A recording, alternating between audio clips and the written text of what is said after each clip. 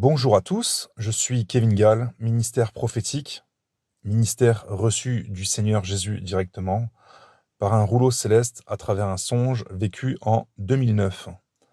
Nous sommes le 12 mai 2026, il est 23h42. Je voulais, par la volonté de Dieu, reprendre une série de vidéos d'exhortation, mais aussi de réprimandes et d'avertissements publics, en me laissant conduire et inspirer par Dieu, qui me mettra à cœur au fil des mois, je pense, les différents messages qu'il jugera nécessaire de crier sur les toits, toujours dans le but de discerner les esprits, de mettre en lumière les ténèbres, de renverser les fausses doctrines, de libérer les personnes sous emprise démoniaque, et de restaurer la parole de vérité et l'esprit du Seigneur, afin de trouver dans l'Église des fidèles bien réveillés et zélés pour de bonnes œuvres, car la volonté de Dieu, c'est que nous fassions tous des bonnes œuvres qui lui sont agréables. Parce que les œuvres aussi, ça nous sauve. Pas la foi seulement, les œuvres aussi, les œuvres de la foi. Les démons aussi croient en Dieu. Je vous invite à lire l'épître de Jacques. Ce ministère fait beaucoup appel aux réprimandes de Dieu, c'est vrai, mais aussi aux paroles de sagesse, dans la révélation en ce qui concerne les choses curieuses qui se passent dans les églises et qui doivent normalement et surtout absolument être corrigées devant Dieu sous peine de jugement. Et hélas, même sous peine d'un jugement éternel. Donc j'insiste, ce ministère fait souvent appel à des réprimandes du Seigneur et à des avertissements sous peine d'un feu éternel. Il est donc tout à fait normal que vous ressentiez comme une certaine forme de fermeté, voire de dureté, dans le ton des messages qui sont délivrés. Mais j'aimerais tout de suite vous rassurer en vous disant que ce n'est rien à côté de la véritable colère de Dieu qui se manifestera bientôt sur la terre et dans la géhenne pour l'éternité. On a un aperçu avec les démons qui sévissent, mais ce sont les démons là qui sévissent.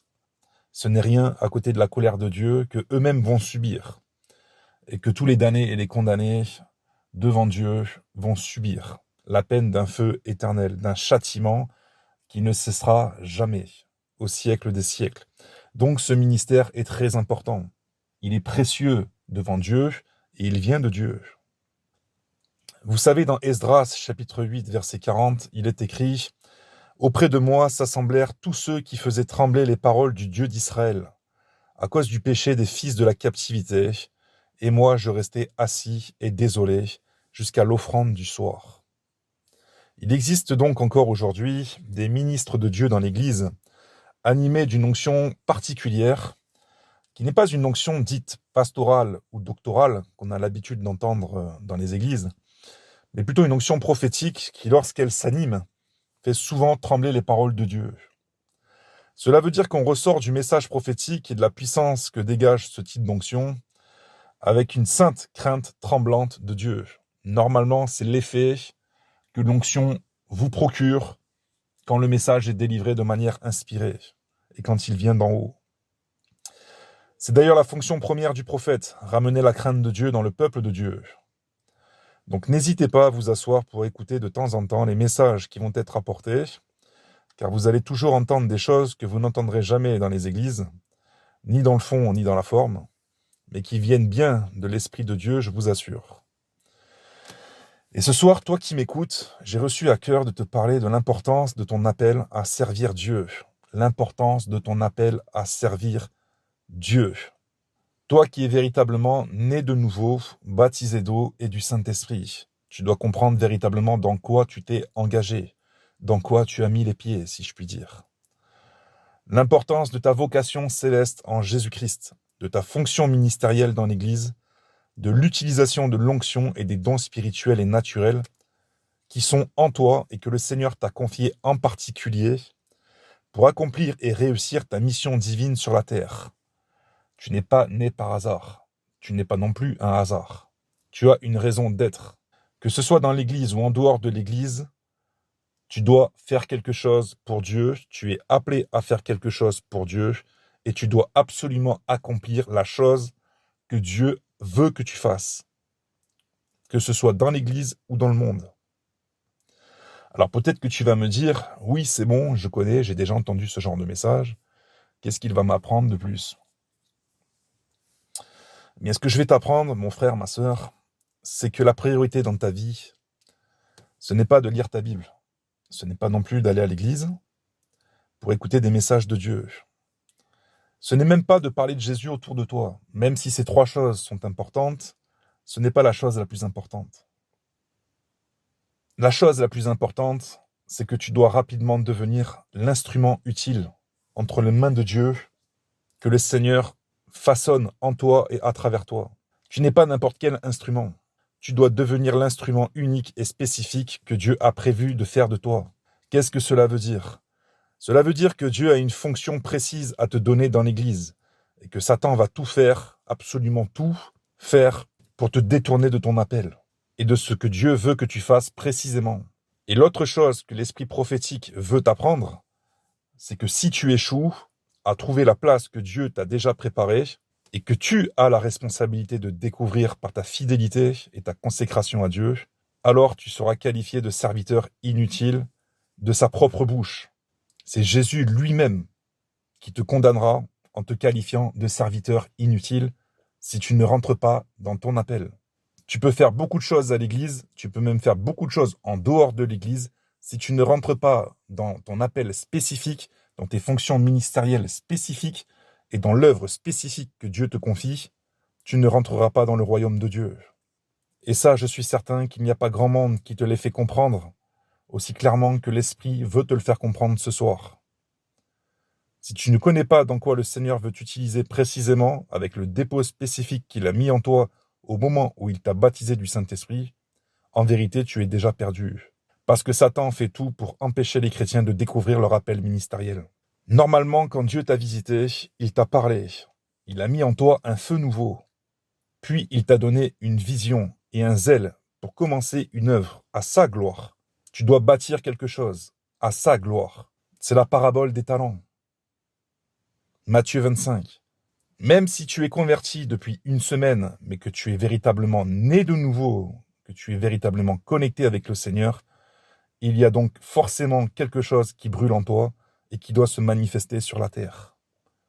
C'est une semence qui doit sortir de terre et qu'il ne faudra jamais que tu étouffes ou que tu laisses être étouffé par le diable. Car le diable, lui, il sait ton appel. Il sait la semence qu'il y a en toi. C'est justement parce qu'il sait ce qu'il y a en toi et qu'il sait ce que tu peux devenir et qu'il sait ce que tu dois devenir devant Dieu, qu'il va tout faire pour t'empêcher d'être ce que tu dois être. Il va tout faire pour que tu t'éteignes très rapidement et que tu restes assis sur une chaise à écouter des sermons toute ta vie sans rien entreprendre pour Dieu, ou pire encore, que tu retournes dans le monde, ce qui n'est pas finalement très différent aux yeux de Dieu. Alors maintenant, quelle est la véritable révélation prophétique? Qu'est-ce que le Seigneur veut dire à travers ce ministère, à travers cette fonction qui m'anime? Pourquoi est-ce que l'Esprit de Dieu m'excite comme ça et me pousse à faire des vidéos qui sont censées faire trembler les paroles de Dieu? Eh bien, la révélation, c'est de t'annoncer qu'il y a beaucoup de serviteurs dans l'Église qui sont en réalité des serviteurs inutiles devant Dieu.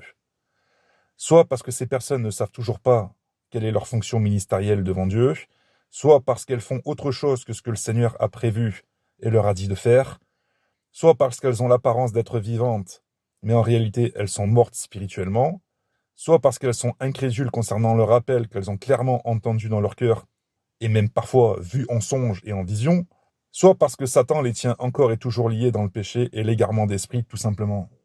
Ta place dans l'Église. Ne sais-tu pas cela? Si tu n'es pas à la place que Dieu t'a attribuée sur la terre, comment seras-tu à la place que Dieu t'a attribuée dans le ciel? Je répète, si tu n'es pas à la place que Dieu t'a attribuée sur la terre, comment seras-tu à la place que Dieu t'a attribuée dans le ciel? Satan te cache cela. Des pasteurs te cachent aussi cela. La plupart des pasteurs s'occupent de leur propre ventre, de leur propre prédication. Ils sont occupés. Et ils ne vont pas réellement t'aider à trouver ta propre place ministérielle dans l'Église. Ils ne sont même pas au courant de ta place dans l'Église, de ce que Dieu a prévu pour toi dans l'Église, de tes fonctions ministérielles. Et il est là le discernement des esprits que le Seigneur veut mettre devant toi. Cette connaissance, cette révélation, ce discernement, cette vérité. Satan veut te tenir assoupi par rapport à cette révélation, endormi, mort complètement. Mais celui qui est de Dieu va t'aider à trouver ton appel ministériel. Il va t'aider. Il va essayer de découvrir avec toi quelle est ta place dans l'Église que le Seigneur t'a déjà préparée. En attendant bien sûr ta sanctification et ta fidélité, car Dieu ne donne rien sans fidélité.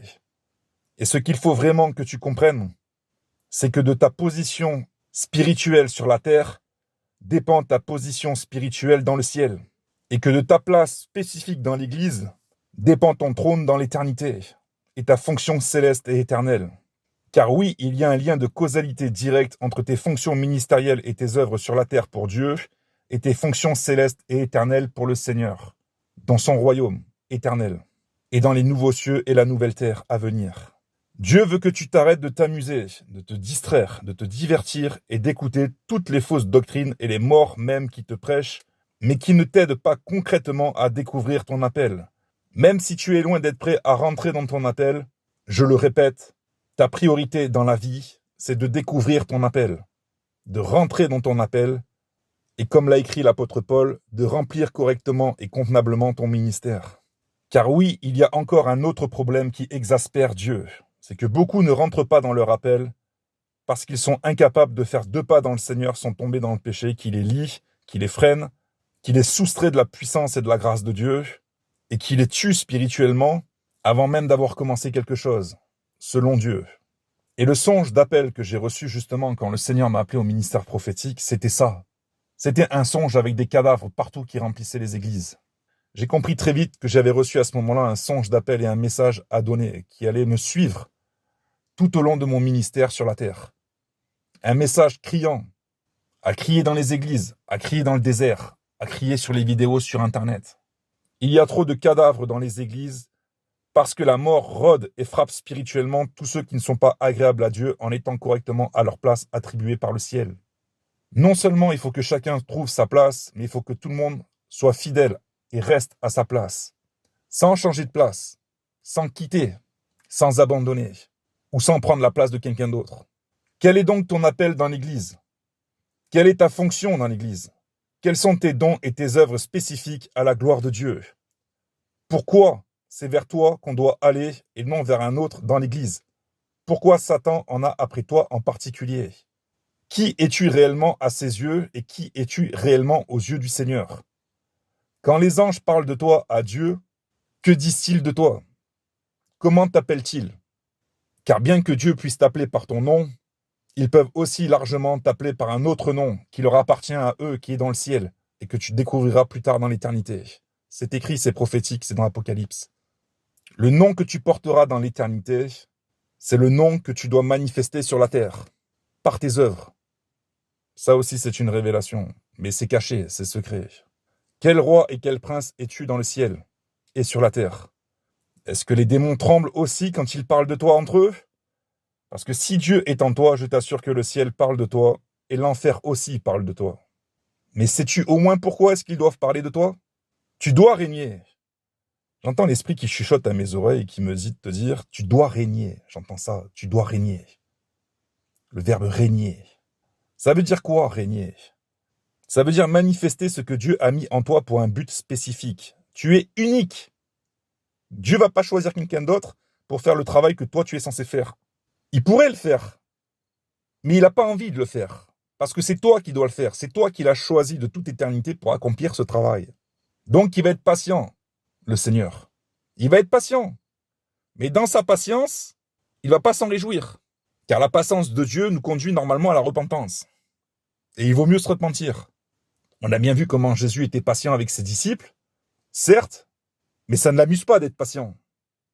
Il les a repris très très très sévèrement, il avait même envie de les quitter, de les abandonner. Et c'est par obéissance à Dieu le Père qu'il est allé jusqu'au bout. Gloire à Dieu, merci Seigneur.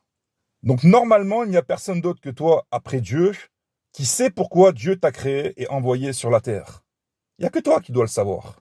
C'est entre toi et lui. Il y a quelque chose qui doit être enfanté par toi et qui doit sortir de toi. Si tu n'enfantes pas ce qui doit sortir de toi, je te le dis, tu mourras. Et tu mourras une seconde fois. Satan le sait. Et l'Esprit du Seigneur a besoin de te le répéter, de te le dire, afin que tu le réalises.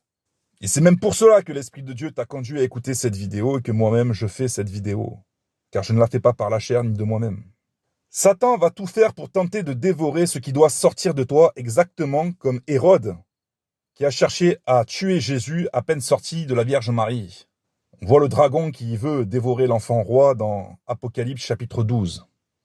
Il va faire la même chose avec toi.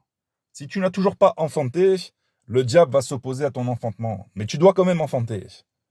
Dieu sera là pour te garder, te protéger.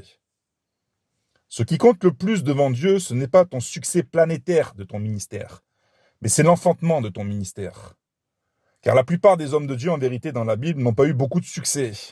Si tu regardes bien les prophètes et les apôtres, ils ont passé plus de temps à être combattus par les païens, les incrédules, les faux circoncis, les rebelles, les insensés et même les autorités religieuses et mondaines.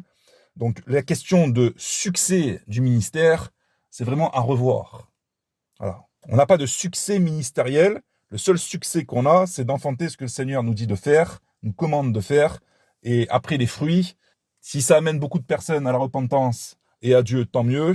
Mais si un vrai ministère a du mal à trouver des personnes qui se repentent parce que tout simplement on a affaire à des rebelles, même s'il y a peu de repentance derrière, même s'il y a peu de succès derrière, même si c'est pas des millions de personnes qui se lèvent en face de toi, tant pis. Toi, tu as fait ton travail, toi tu iras au ciel, les autres iront en enfer. Tout simplement parce que tu auras accompli la volonté de Dieu quand même. Et comment ils ont fini, la plupart de ces hommes de Dieu, les prophètes, les apôtres et Jésus lui-même? Ils ont été délaissés, ils ont été trahis, même par leur propre famille dans le Seigneur, même par leur propre patrie, et même par leur propre famille de chair. Et Jésus l'a dit, vous aurez pour ennemis les gens de votre maison, la famille, même dans la chair. Ils vont s'opposer à ton ministère, ils vont te critiquer, ils vont mal parler de toi. Même si tu vas les aider, même si tu vas les éclairer, ça va prendre du temps. Peut-être que Dieu va les toucher, va les sauver finalement. Peut-être qu'ils vont finir par entendre et se convertir. Ça va prendre des années peut-être. Mais en attendant, oui, tu vas être moqué. On va se moquer de toi, on va te ridiculiser, on va te mépriser. Et peut-être même que tu n'arriveras jamais à les sauver. Tout simplement parce que leurs noms ne sont peut-être pas inscrits dans le livre de vie, ou alors parce qu'ils ne répondront jamais à l'appel. Donc la plupart des hommes de Dieu ont fini à la boucherie. Voilà. Et prophétiquement parlant, on voit dans l'Apocalypse, les vrais chrétiens sont censés aussi finir à la boucherie. En tout cas, il y aura une partie qui finiront à la boucherie et une partie qui sera enlevée. Il y aura la grande tribulation orchestrée par l'Antéchrist, la décapitation des chrétiens, et même ceux qui seront immolés par le feu, et les autres qui resteront vivants, qui échapperont à ce genre de tourment, seront enlevés. Mais ils traverseront cette grande tribulation avant d'être enlevés. Donc qu'est-ce que ça veut dire concrètement rentrer dans son appel? Ça veut dire qu'il y a un prix à payer. Quand on se lève pour faire la vraie volonté de Dieu, c'est pas que ça fait mal, ça tue le moi, ça tue la chair. Donc ça fait plus que mal. Mais ce que Dieu opère, c'est une résurrection derrière, par l'esprit. Donc si c'est fait par l'esprit, ça fait moins mal que si c'est fait par la chair. Donc ça ne sera jamais facile, parce que servir Dieu, c'est jamais facile, ça nécessite un effort quand même si la force on la puise en lui. Et oui, tu ne seras jamais mieux combattu que lorsque tu seras à ta véritable place selon Dieu. Et ça, il faut que tu le saches. Là où tu seras le plus combattu, c'est quand tu seras justement dans les fonctions ministérielles que Dieu t'aura données. Quand Dieu va te planter, que tu seras à ta place dans ton couloir, en train d'opérer pour Dieu, c'est là que Satan va se déchaîner. Et oui, tu auras sans doute l'impression parfois de ne pas servir à grand-chose, malgré tout le mal que tu te donnes.